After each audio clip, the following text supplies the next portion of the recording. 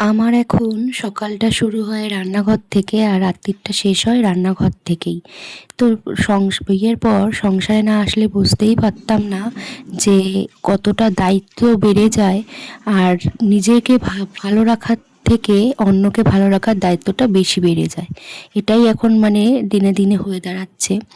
কে কোনটা খাবে, কে কী করবে, কী রান্না হবে, কিভাবে কি করতে হবে সব কিছু কিন্তু এখন মাথার ওপর এসে দায়িত্বটা পড়েছে আমার। তো তার জন্য দেখো সকালবেলা থেকেই উঠেই ফ্রেশ হয়ে আগে রান্নাঘরেই চলে গেছি। আর এদিকে বড় বাজারটা নিয়ে চলে এসছে সকাল সকাল, যেহেতু রবিবার ছুটির দিন, ভালো মন্দ তো একটু খেতেই হবে। তো তার জন্য দেখো এখানে মাছ বাজার মাংস সব একবারে নিয়ে চলে এসছে। আর সকালে রবিবারের মাস্ট জল খাবার তো লুচি হতেই হবে, কারণ সারা সপ্তাহ ওয়েট করে থাকি যে কবে সানডেটা আসবে আর লুচি খাবো। তো তারপর দেখো এখানে ওর বাবার আর ছেলের জন্য টিফিনটা বানিয়ে ঘরে দিয়ে গেলাম, ওরা এখন খেয়ে নেবে। আর এখন দেখো তারপরে আমাদের এই নারকেল গাছটার বয়স প্রায় 30 বছরের কাছাকাছি, কিন্তু এখন অবধি নারকেল গাছে একটা ফলও আসেনি। তার জন্য মানে নার্সারি থেকে ওষুধ নিয়ে এসেছি, এসে এটা ছড়িয়ে দিতে বলেছে। আর এটা আন্দামানের একটা নারকেল গাছ, ফল হলে অবশ্যই শেয়ার করব, শুনেছি নাকি খুব তাড়াতাড়ি ফল আসে ছোট ছোট গাছে।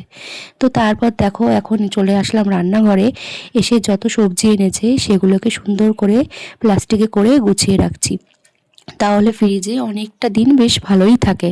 ধনেপাতাগুলো আলাদা করে রাখছি, একদিন বাটা খাবো ভাবছি। ধনেপাতা বাটা খেতে খুব ভালো লাগে শীতের সময়টা।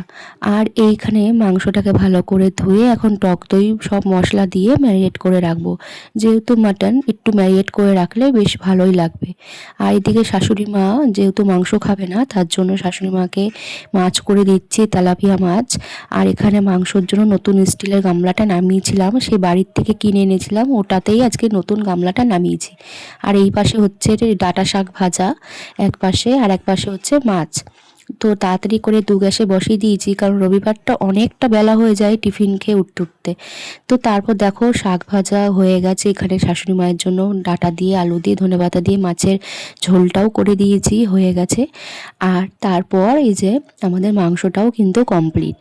এই যে এখন মাংসটা করা হয়ে গেছে, তো সবশেষে স্নান করে এখন ছেলেকে খাইয়ে নিচ্ছি।